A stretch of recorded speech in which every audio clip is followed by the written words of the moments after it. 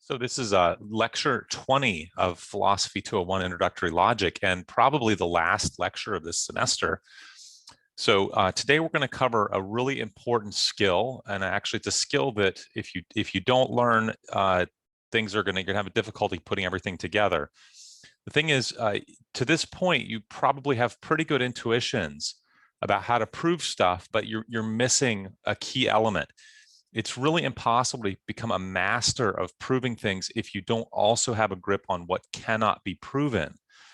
Now, there is actually a big challenge about that with predicate logic. So with propositional logic, we developed the truth table method. And the truth table method is an extremely reliable method for checking if something can't be proven or not. I don't say it's efficient, because if you have a long argument that has many atomic sentences in it, the truth table method becomes exponentially more time consuming. So that's the problem with the truth table method. Now, predicate logic, we don't yet have anything that resembles that. We don't have any means of checking that something can't be proven. So that's what the focus is today, is how do we check that something can't be proven in predicate logic? The bad news is there's no algorithm for predicate logic. That's actually something. It's not just that people haven't tried hard enough to find an algorithm. We now have proofs that there cannot be an algorithm that would check whether a predicate logic sequence can be proven or not. But that's a subject for an advanced logic course, when you'd study what can or cannot be done. However, the good news is, when you can find a solution to the question whether or not a predicate logic sequence can be proven, it's a more creative exercise. So you have to actually engage in a method of discovery to try to discover an argument that a predicate logic sequence cannot be proven. And so today I'm going to show you how to do that. And again, this is really verging on where science verges over into art, because can't be precisely a science. There's a little more art, the art of finding counterexamples. So that's what we're going to talk about today. Okay, so remember the single turnstile, phi turnstile psi, means there is a correctly written proof using our proof rules that starts with premise phi and ends with conclusion psi. Now, if our proof rules are good, that is, if they capture the intuitive notion of valid argument, then it should mean, if there's a proof from phi to psi, that in any situation in which phi is true, then psi is also true, because our proof rules should be safe. That is, they should preserve truth. Okay, so let's look, for example, at the example below here. So do you think that there's a proof that starts with the sentence FC and ends with the conclusion for all x fx? Now, obviously, if you know how to use the proof rules, if you tried to prove that, you would get frustrated. It would not work.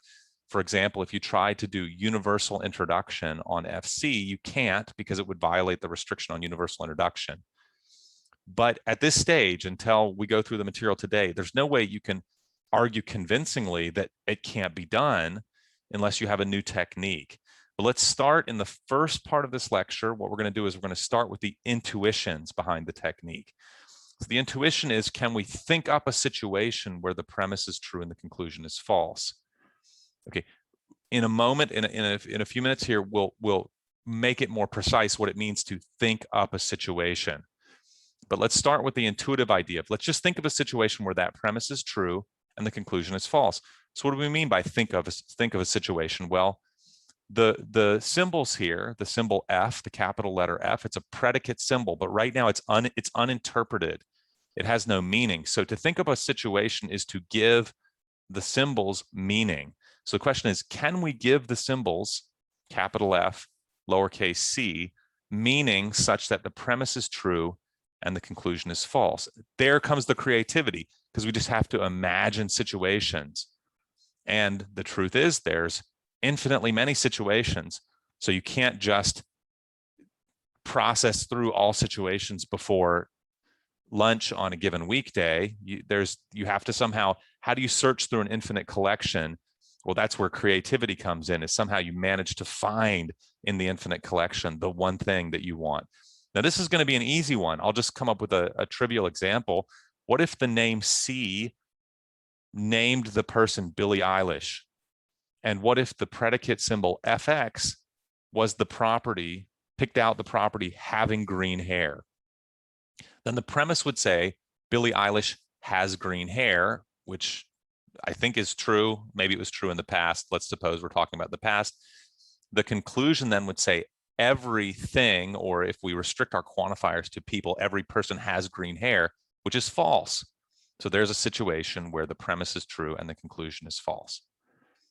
Okay, that's a counterexample. So I'll write that down very clearly now. It's not yet a precise counterexample because we're going to need to, the standards for producing a counterexample are going to have to be a little more tight, because what we don't want is we don't want there to be the possibility of disagreement about whether something really is a counterexample or not.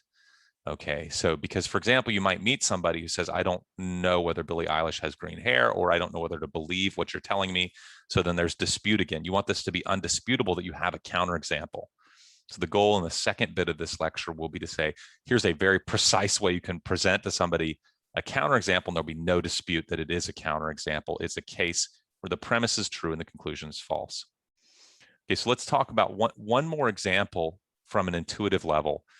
Do you think that we could prove from the premise for all x in parentheses fx or gx the conclusion for all x fx or for all x gx? Okay, should that be provable? If you tried to prove it, I promise you, now I don't want you to have to go through waste your time on futile exercises, but you could pause this lecture now and try to prove that and see how you run into trouble. I promise you will run into trouble if you try to prove that, because it is not provable. So let's try to think imaginatively of a case where that premise would be true and the conclusion would be false. So here's an exercise I do want you to carry out, or I think would be good for you to carry out, is pause the lecture, ask yourself, can you think of a domain of things? It can be real, it can be imaginary, as long as it's a coherent imagination. A domain of things where it's true that everything is either, and then find a meaning for F and a meaning for G. They can be anything you want, but find an example where everything in the domain is either F or G, but it's not true that either everything in the domain is F or everything in the domain is G. So I encourage you to pause for a moment and try to think up your own example. The example I will give here is, how about take the numbers, the whole numbers, so take 1, 2, 3, all the way up to infinity. That's going to be my collection, my domain. And then I'm going to assign the meaning. I told you you can choose whatever you want for the meaning of F and G. They're uninterpreted. That's your creative choice how to interpret them. I'll interpret F as is even, and I'll interpret G as is odd. So I'll take a domain, is going to be the whole numbers.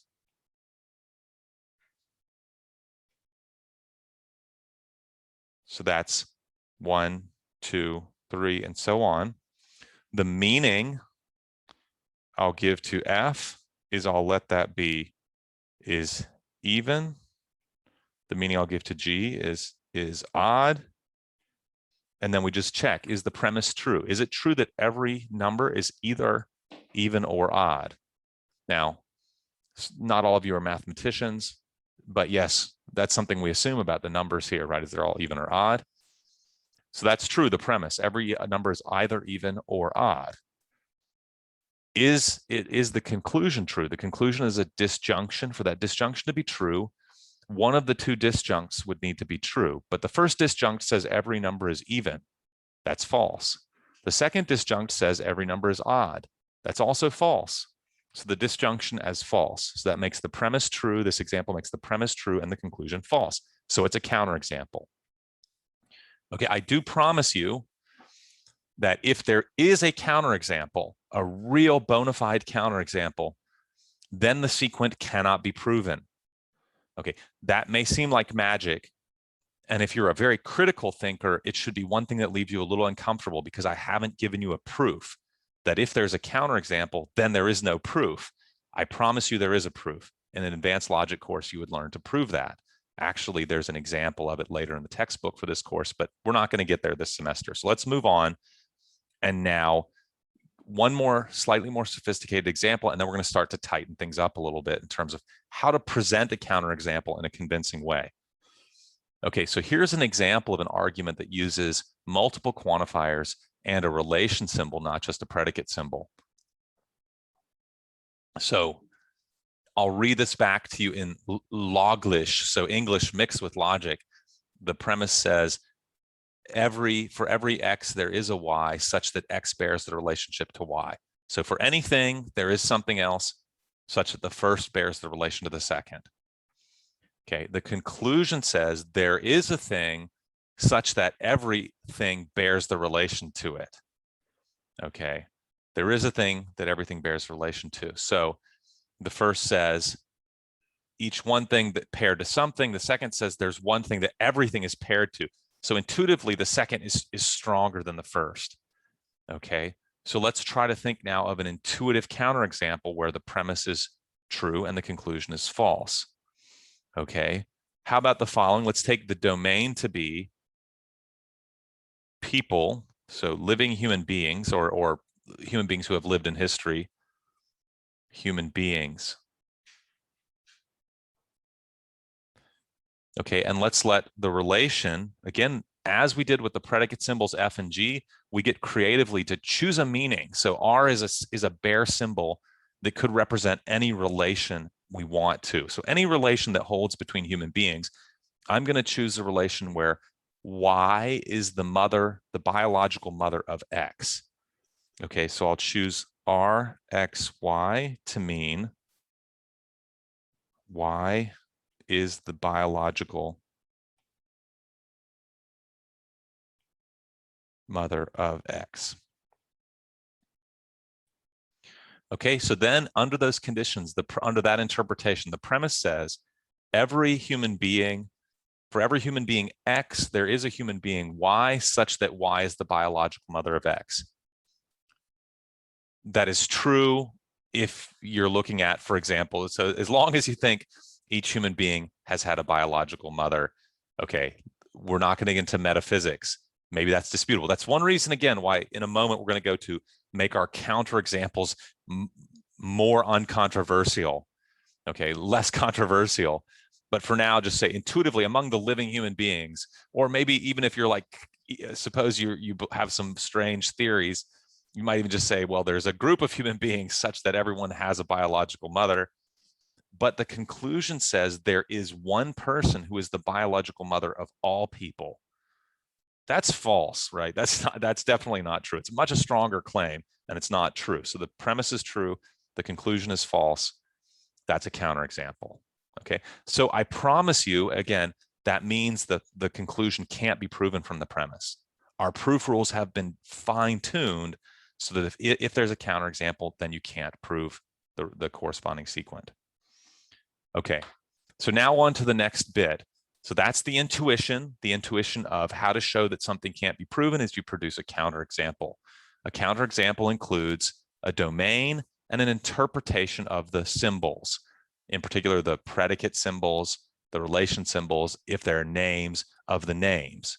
Okay, but now let's tighten it up. What do we mean precisely by a situation? For this, we're going to need a little bit of what's called the theory of sets. The theory of sets is a big thing, and mathematicians study it. We just need to understand it on an intuitive level. Okay, so the basic idea in the theory of sets is there are things called sets. They're collections. You don't need to know anything about what's in the collection at all. The only question is how many things are in the collection. And we're allowed freely, for the purposes of this course, to assume that for any size of things you can think, there is a collection of things of that size. So there are finite sets. There's actually an empty set, a set that has no members. There's a set with one element. There are sets with two elements. There are sets with n elements for any finite n. There are also sets with infinitely many elements, like the natural or whole numbers that has infinitely many elements. So we have arbitrarily large collections of things called sets. The basic relationship we begin with, we take as primitive in understanding sets, is the notion that something is an element or a member of a set. And that's represented by this symbol, which you probably have seen before. So this symbol here, the little epsilon, and then it says A, little epsilon S means the thing A is a member or element of the set S. So it's like a bag, the set, and it's like there's pebbles inside the bag, and the pebble's an element of the bag, the member of the collection that's held in the bag. Okay, one other notion that will just be helpful for us to introduce is the notion of subset. That's different because an element is a thing in a set. A subset of a set is another set that happens, whose elements happen all to be contained in the larger set. So it's a sub-collection of the original collection. That notion of being a subset is definable in terms of the notion of being a member in the following sense. We say that A is a subset of B. That means every member of A is a member of B. So actually, the truth is we can write that out as a predicate logic sentence. It means this: A is a subset of B means for anything that is an element of A, if it's an element of A, then it's an element of B. Okay, that's what it means for A to be a subset of B.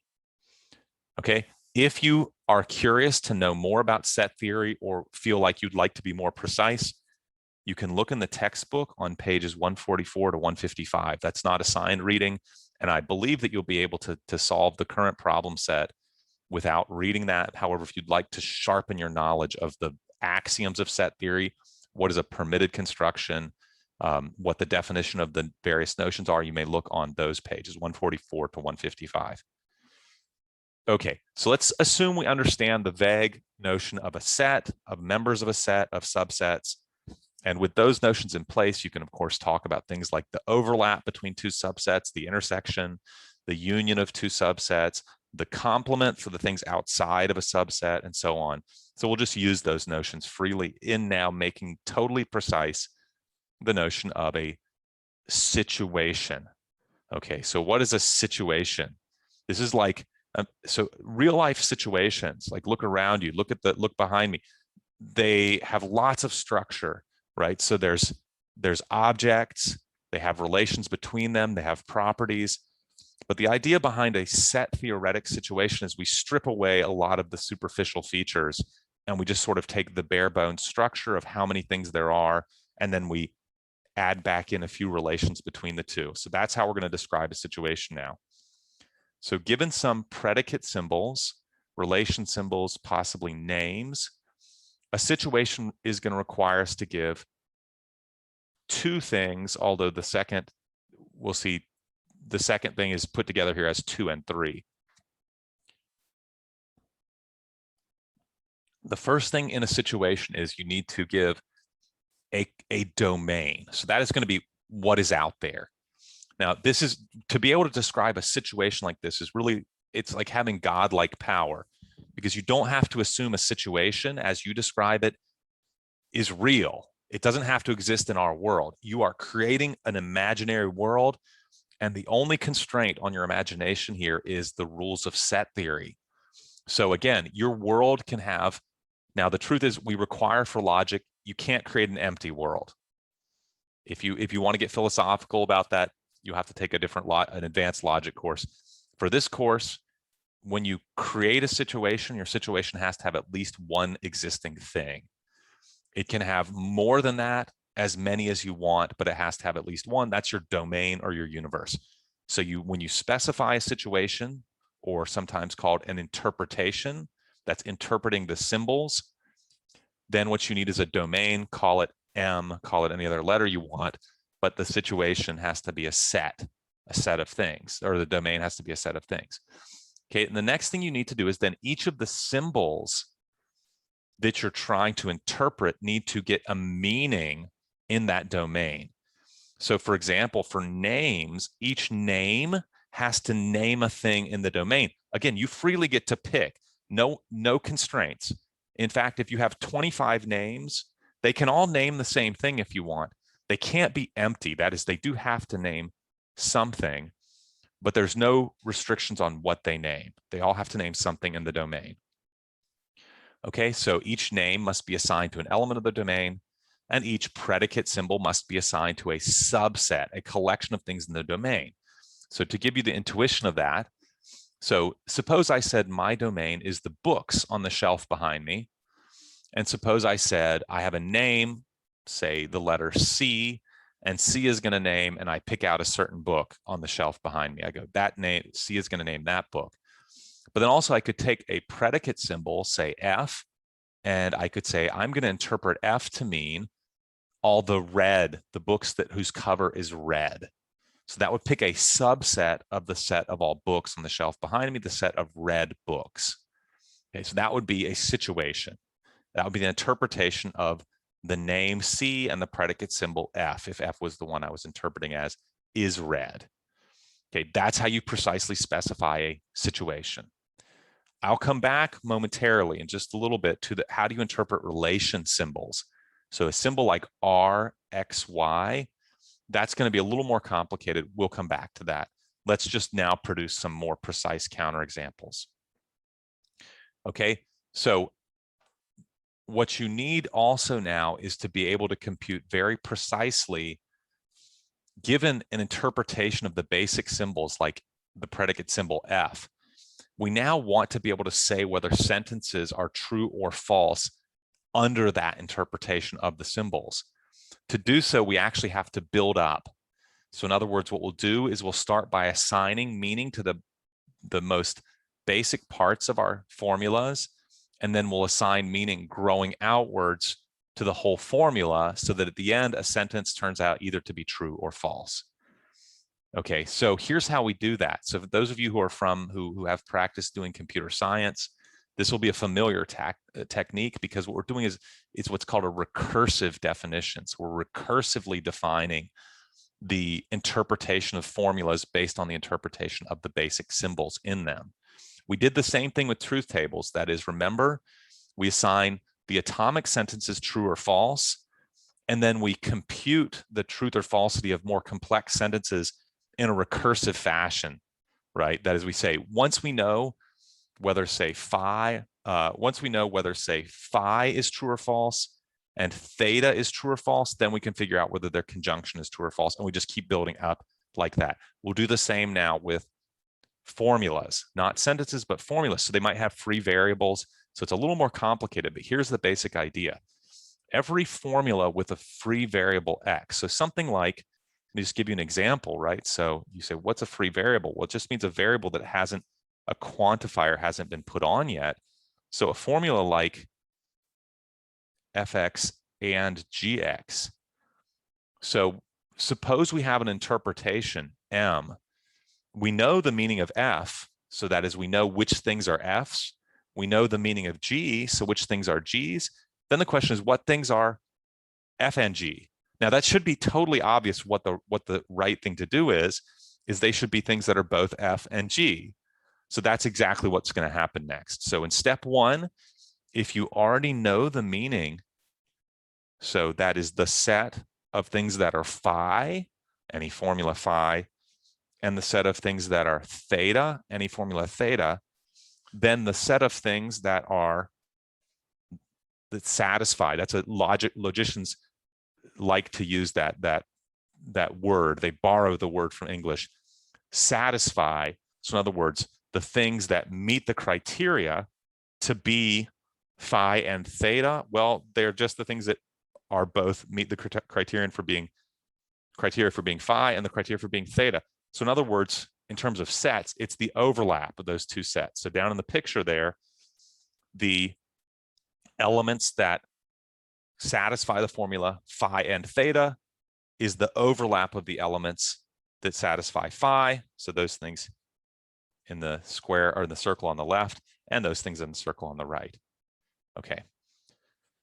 Similarly, now it should be intuitive how you just keep extending that in different ways. So how do you do that for disjunction? If you have the meaning or the things that are phi and the things that are theta, what are the things that are phi or theta? That's the union of those two subsets. So all the things that are in either one of them. okay? The value of not phi, if you know the value of phi, the value of not phi is the things that are not in the subset that corresponds to phi. So things that are in the complement of the subset for phi. So I'll just draw a quick picture so you see that in front of you. So in other words, if this is the domain M, here are all the things that are in the domain M. And suppose we already have, this is phi M, then not phi M, that is the meaning of not phi, are the things that are not in phi. That's the extension, we would say. Okay, so now we can use this, this way of specifying the interpretation of all the formulas. Now we can use this to be very precise in showing how a premise can be true, but a conclusion false. So to give counterexamples that are precise. Here's an example that captures that a counterexample, a precise version of the very first thing we did in the session, in the lecture today. And that is, how can we show that the premise FC could be true while the conclusion for all x fx is false? I chose an interpretation where my domain here, the big oval, is just a set with two things. Notice again, the two things are just dots. I don't have to say a word about what those two things are, what their other properties are. All that matters is there are two. I chose the name C to denote. Remember, I can choose whatever I want for it to denote of those two things in my domain. I chose it to denote the thing on the left. I also chose the predicate F to apply only to the thing on the left. That makes FC true because the thing named by C is in the extension of the predicate predicate F. So C is an F in this interpretation. I have an interpretation where C is F. Didn't have to do it that way. I could have also interpreted it, but my goal here is to show the premise FC could be true while the conclusion for all x fx is false. I purposely also chose to interpret F so that one thing is not F. So the thing on the right in the picture is not F. So therefore, the conclusion for all x fx is false. Now, this example is not more illuminating than the original silly example. You know, Billie Eilish has green hair, but not everybody has green hair. But it's, of course, totally non-controversial. You just stare at the diagram. The diagram makes it true that C is an F, but not everything is an F. Okay, so that's a counterexample in presented precisely in set theoretic form. Now, I could make this even more precise. This is a picture for those of you who like set theory, think, okay, let's see this very formal. I could do the following kind of thing. I could say my domain here is a set M, and well, let me just make up fake names for the things that are in the set. Let's say they're alpha and beta. So alpha is the thing on the left, beta is the thing on the right. And then what I did is I said the extension of C is alpha. Now notice C names an individual, not a set of things. It names just one thing, whereas the predicate symbol F picks out a sub collection. So 0, 1, or more things within the domain. And I picked the extension of F to be the singleton subset alpha. So alpha, the collection of things that only contains alpha. That's why F is the circle around alpha. C names the one thing that's inside that circle. Okay, so that's a counterexample. Okay, we can also do the same thing for the second example we gave at the beginning of the lecture, and that is, how can we show that for all x in parentheses fx or gx could be true while the conclusion for all x fx or for all x gx is false? Okay, the example I gave originally was numbers. I said take the whole numbers, let f be the even numbers, let g be the odd numbers. Of course, for those of you who are not number people, you think, oh, okay, so that's I'm not sure I know what he's talking about. But now this picture, it's a different example. Again, I can choose whatever domain I want. Now I've chosen a domain with just two things. So the two dots in the oval are the two things. I chose the extension of f to be the singleton subset that's just the thing on the left. The extension of G is the singleton subset that's just the thing on the right. So they're disjoint, F and G. Nothing is both F and G. Everything in the domain, there's only two things in the domain. Everything is one of the two, but not everything is F. So for all x, fx is false, right? Because the thing on the right is not an F. For all x, gx is false because the thing on the left is not G. So the disjunction for all x fx or for all x gx is false. The premise is true. Everything is either f or g. It's not true that everything is f or everything is g. Okay, now one slight complication that you'll have to deal with on the problem set is, what if there's a sentence, an atomic sentence like P, that has not been constructed out of predicate symbols and relation symbols and quantifiers? What are the rules of the game under those conditions? Well, the good news is the rule of the game here is that you can assign P whatever truth value you want. It's an atomic sentence. It's an independent variable qua truth assignments. You can assign it true or false, whatever you choose. Again, these are the exercise of creating interpretations is a creative exercise. You try to find an example that gets you what you want. That is true premise, false conclusion. If you can find example, the argument's not valid. So I'll just use that freedom to show you that now very precisely, that the sentence for all x, the conditional, if for all x, fx, then p, can be true, while the conclusion for all x, in parentheses, if fx, then p, is false. Now, if I just spoke English, if you couldn't see the symbols on the page, I would have a hard time telling you the difference between those sentences. Now, I could say, yes, the first is a conditional, the second is universally quantified, but they sound alike, right? The first says, if for all x, fx, then p. The second says, for all x, if fx, then p, under the parentheses. Okay, so it will help you understand what's being said differently in the two cases if you see precisely how the first can be true while the second is false. And here's an example.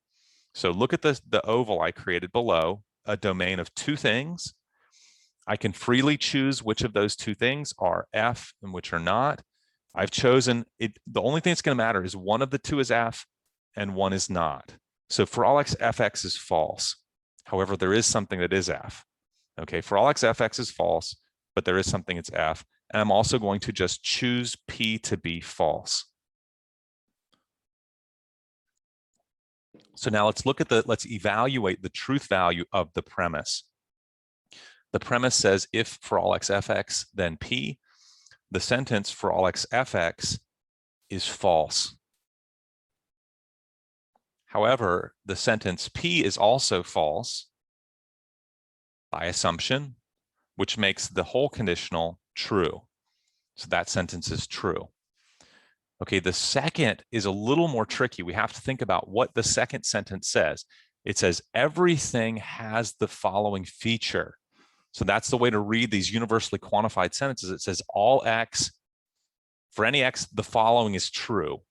So the way to check if that's true in this example is to go plug in, sort of make up names for the individuals in the domain and plug them in one by one and evaluate. Okay, fortunately, we only have two elements in the domain here, so we can just run through a quick evaluation. So let's suppose the guy on the left is named A and the guy on the right is named B. Okay, so then to check the claim for the guy on the left, it says if FA, then P. A, the guy on the left, is not F. So that's false. The guy on P is false. So it's true of A. Fx arrow P is true of A. Okay. However, if you look at FB arrow P, FB is true. P is still false. So that's false. So the universal claim is false because for the universal claim to be true, it would have to be true of every individual in the domain. It is true of the individual on the left of A. It is true that if A is F, then P, because A is not F. That's negative paradox, right? Or in this case, the truth table, when the antecedent of a conditional is false, the conditional is true. However, it's false for the thing on the right. We've called B here. So the universal claim is false. Okay, so for all x in parentheses, if fx, then P is false. Okay, so that's it for examples, interpretations where we have just one variable, where we have just predicate symbols and atomic sentences. The last thing to talk about in this session is how to produce interpretations when you have sentences that have relation symbols. So remember that in predicate logic, you have predicate symbols that have just one place after the symbol, so like fx, but then also we have these n-ary, so more than one possible slot after the symbol. So right now we'll just look at binary relation symbols like rxy. So a binary relation symbol, when you interpret it, becomes a relation that holds between two things.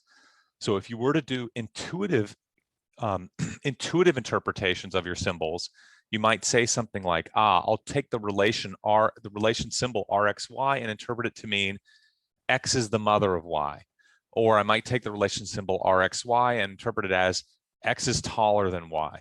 So you can interpret it as you want. And again, if you can come up with an intuitive counterexample, then most likely a counterexample where the premise is true and the conclusion is false, then most likely it can't be proven. The problem might be that your counterexample actually isn't rigorous. So now we'll look quickly at one way of producing rigorous counterexamples for relation symbols. So I'm going to stick at a slightly more intuitive level. I'm not going to produce a set theoretic account of what the interpretation is, but just tell you how you can produce a set theoretic picture of what interpretation is. So here's how you can do it, is you can just write down nodes for the different elements of your domain. So this, of course, will only work if you have a domain that's finite.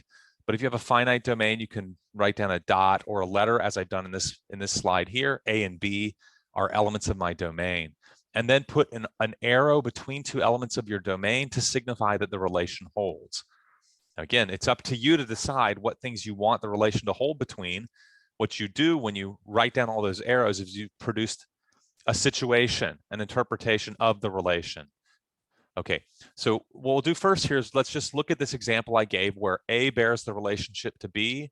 B does not bear the relationship to A because there's no arrow going back from B to A, and neither bears the relationship to itself because there's no arrow from A to itself, no arrow from B to itself. So let's just look at these sentences I have below and see, are they true or false in this interpretation? Okay, so exist X, exist Y, RXY. That says there is an X and there's a Y such that X bears the relationship to Y. That's true because A bears the relationship to B. So there are two things such that A bears the relationship to B. Okay, now let me just point out to you that if I wrote down another interpretation, so suppose I wrote down an interpretation that had just one single element in the domain, A, and just said A bears the relationship to itself. That first sentence is still true in that interpretation because X and Y don't need to be distinct things. So it says exist X, exist Y. They could be the same thing that bears a relationship. X bears a relationship to Y. So that sentence is also true in the interpretation where there's just one thing that bears a relationship to itself. Okay, so now look at the second sentence in the middle there. The sentence in the middle says, any two things, if the first bears a relationship to the second, then the second bears a relationship to the first. So crucially, the order in these relations matters. The first says, if RXY, then RYX in the opposite order. So what that says pictorially is if there's an arrow going in the one direction, there must be an arrow coming back. That's not true in the example, the first example there of A arrow B, because there's no arrow coming back from B to A. It is true in the example of just the A with the circle, because there, again, A in itself, again, can play the role of both X and Y. So it is true in the first diagram with A and the loop that for any two things in the picture, if the first bears a relationship to the second, so does the second to the first. Okay, now to the third example, there is something that bears a relationship to itself. That's false in the case where you have A and B and an arrow from A to B because there's nothing that bears a relationship to itself. There's no loop. It's true in the interpretation where there's just one thing that has a loop. Okay, so that's the way these diagrams represent a state of affairs, a situation. Then you can ask whether a sentence with a relation symbol is true or false relative to that interpretation. So let's just do one practice exercise. So now look below to the exercise. this asks me to provide one interpretation in which the sentence is true and one in which it is false. Okay, it may be helpful. I'm going to try first to just think what the picture would look like for the sentence to be true. This says there is something, so well, that's good to start with to make it true because we just need one thing. There is something such that anything that bears the relation to that thing bears the relation to itself. There is something such that anything that bears a relationship to it bears a relationship to itself. So I'm just going to draw a picture now under that, thinking about that. I'm going to draw A, B,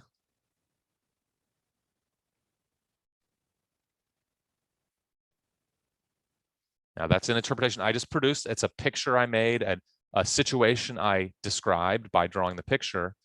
And now I want to show you the following is true. It is true that for anything that bears the relationship to B, that thing bears the relationship to itself, because A is the thing that bears the relationship to B. It's the only thing here that bears the relationship to B, and A bears the relationship to itself. Notice that thing that I just drew, this string of symbols, is actually syntactically ill-formed because B is not actually a name in a name here. It's actually one of the elements of this set, but don't take it more to a slightly more intuitive level. I'm just using that to cash out for you the fact that this sentence, exist X for all Y, RYX, arrow, RYY, is true when you take the A as the instance that makes the exist X true. So A is the thing that makes exist X true. Okay, so that's a case where the sentence is true. Now, of course, that's easy to produce from that a case where the sentence is false, because we can now just write a second diagram where there's A, arrow B. Okay. We're not finished yet because actually, careful. This is going to be an important point. You might think, good, we're finished. There's not a thing such that everything that bears the relationship to it bears the relationship to itself. But actually, that's not true yet. There is a thing in this picture that everything that bears a relationship to it bears a relationship to itself. A, because A, nothing bears the relationship to A. So it is true by negative paradox that anything that bears the relationship to A in this picture on the right, A arrow B, bears the relationship to itself. So A, the following is true, that anything that bears the relationship to A bears the relationship to itself, because this first bit is always going to be false. For any Y, that first bit is false. There is no Y that bears a relationship to A. That's false. We'll make the whole thing, the conditional, true. And so it's true for everything. Okay, so that's not an example yet of making that sentence false. But now notice all I have to do is, if I put a relationship from B to A, now something bears a relationship to A, but A doesn't bear the relationship to itself. So therefore, it falsifies that sentence. Okay, so the second example, we have A and B, and each bears a relationship to the other, but neither bears a relationship to itself. That's actually a counterexample, or a case that makes that sentence false. Okay, so of course there's more information in the textbook, and hopefully you'll get a chance to discuss this in precept. But anyways, this should be enough information to get you going on the last problem set that will ask you to do something just like this.